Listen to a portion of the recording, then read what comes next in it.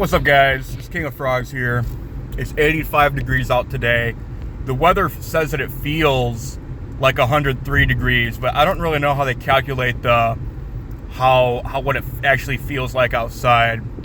But because feeling like 103 degrees to one person could feel like 95 to me, which today does feel more like 95, I think. But I don't know.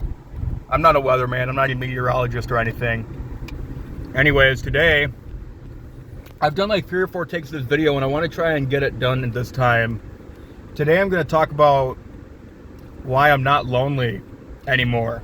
I'm going to try and talk about how I became not lonely and something that's changed for me now that's helped me to stay not lonely. So really, for me, throughout, I guess, up until, or starting around like 6th or 7th grade, I started to feel a sense of loneliness, but I didn't really know what it was at the time. It kind of manifested in other parts of my life. I wanted to people please. I wanted to be able to have everyone like me because I didn't want to be alone. Because I had moved away from an elementary school that I was going to. I went to a middle school. It was a private school, and I didn't know anyone there. So I pretty much just dropped in there with no friends. And then when I was a sophomore in high school, COVID hit. And during COVID, obviously, we were on lockdown, and so from the start of my sophomore year to the second semester of my junior year, I was doing online school. So I didn't have any friends at that time because at the high school I went to, I didn't have any friends. Obviously, during COVID, I didn't make any friends. So then, in my sophomore year and onwards, up until about 6 or 7 months ago, I was really pretty lonely. And this time, I could actually put a name to the emotion. It was loneliness. I wanted to have people that I had close connections with. I wanted to have friends. I wanted to have a girlfriend. All these things that normal people have. Or that normal people had like 25 years ago, 26 years ago. And I just recently, only a few months ago, I started to realize that I'm not really lonely anymore. At least not nearly. Like, I'll have days where I feel lonely for a little bit, but it's not this consistent feeling that I just have all the time, And I think the biggest reason for that is that I don't know if there's a biggest reason for it, but there's a few big reasons. One big reason for me is that I try to stay positive. I have a good attitude when I'm out in public, especially. At the start, I had to fake it till I made it. Okay, I was pretty depressed at the start of all the self-improvement that I've been doing, but I was able to fake it till I make it. Because the reason you got to be positive if you want to make friends is because people can sense the energy that you put out there. It's people vibe check you, and people don't want to hang out with other people that have negative vibes or that will suck them of all their life energy. People want to hang out with positive people, with fun people, with funny people. And they want to be positive, fun, and funny, and all these things. So I started being positive, and I noticed that people, not only was it easier for me to approach people, but people were more reciprocal to me talking to them. I'm at the Y right now. I just got here. I got to work out. But it was a lot. People wanted to talk to me more because I was positive. And that led to me having longer conversations with people, having more conversations with people. It led to me making deeper friendships because people actually wanted to be my friend because I seemed like a positive, uplifting, cheerful person. Excuse me. And that probably is the biggest thing for me. And there's another thing, though, for me is I've seen a lot of people on the internet and in real life talk about the declination in our society of third places where you go to meet people, like school. Which obviously, once you graduate school, and especially if you're not in college, it's a lot harder to make friends. But third places like school, like clubs, like church, and work, even if work isn't the best option always. Like, I have my own opinions about that. I think it's probably a bad idea to date coworkers, even though it's not always a bad idea to date coworkers. Sometimes it is. You know, it's a case-by-case basis thing. But that's off topic. The point is, whenever I go out into public, I don't rely on being at a third place, a quote-unquote third place, to meet people. I'll just meet people wherever I see them. So it doesn't matter if I'm walking out in a park and I see someone, or if I'm at work, or if I'm anywhere out in public, if I'm running errands, I'll talk to people. I don't just try to meet people at places that are like places that people socialize at. I talk to people just whenever I see them. I feel like that's helped me a lot, because I don't really have a lot of third places. As far as my third places go, I have work. That's it.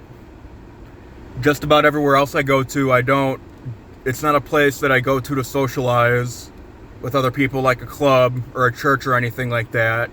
It's usually a place where I go to get something done, like going to the store, running errands, going to the gym to work out, places like this.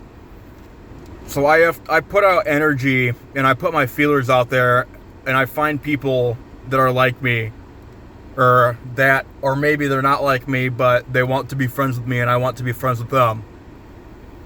And I find that that's helped me a lot. And it takes a lot of open-mindedness. It takes a lot of trial and error, and it takes a lot of energy to go out into the world and put your feelers out there and find people that you want to be friends with.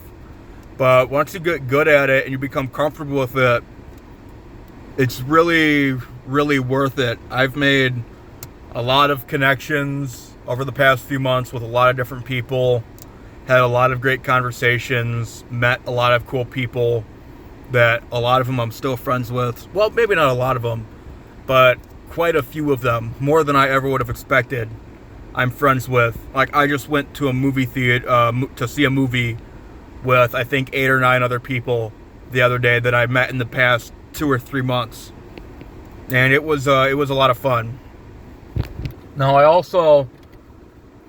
another thing that was big for me was realizing that I needed to stop using people just to not feel lonely, because what I was trying to do throughout middle school and throughout high school and early adulthood was I wanted to be around people just so I didn't feel lonely.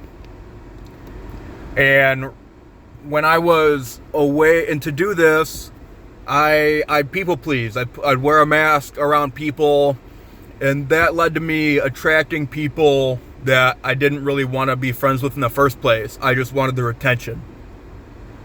So that really, it wasn't, I had social connections, but they weren't satiating. They were temporary. They weren't fulfilling in any sense. It was just to temporarily quell my feelings of loneliness. And then as soon as I wasn't around them, I'd go back to feeling lonely again. And really what I found, though, is that instead of having a lot of a wide variety of surface level connections, I think it's a lot better to have just a few close connections. It's like the difference between eating a bag of potato chips and eating fruit and vegetables, you know. Having these deep connections with people leaves me more emotionally and socially fulfilled than having a lot of surface level connections with people. That's like the potato chips. That's the part where I don't feel lonely for a little bit, and then as soon as I'm away from them, I start to feel lonely again. But when I'm with people that I have a deep connection with, that I can relate to on something deeper than just small talk. Like, we share common interests, but not only common interests, common values and common goals. I find that those relationships with people are really the ones that are worth investing a lot of time and energy into, because those are the ones that not only benefit me the most emotionally, but they benefit me the most spiritually. Those are the relationships that I have where I hang out with them for a few hours, and then I go back home and I'm fine. I don't feel immediately lonely after I leave them. I feel fulfilled in my relationships. That's all that I can think about for the most important things, I think, that it comes to me with not being lonely. Oh, another thing is that something that's changed since I've been less lonely lately is I value my free time a lot more. And I find that, like, in the early stage of me going out and socializing with people, I always wanted to be around people. Like I was saying earlier, I wanted to not be lonely. I wanted to just have a lot of deep connections with people and to always be around people. But really, eventually I got to the point where I realized that if I give myself free time and I value my free time, I not only I have a more productive life, I have a more balanced life too, and I also value the time that I spend with people a lot more.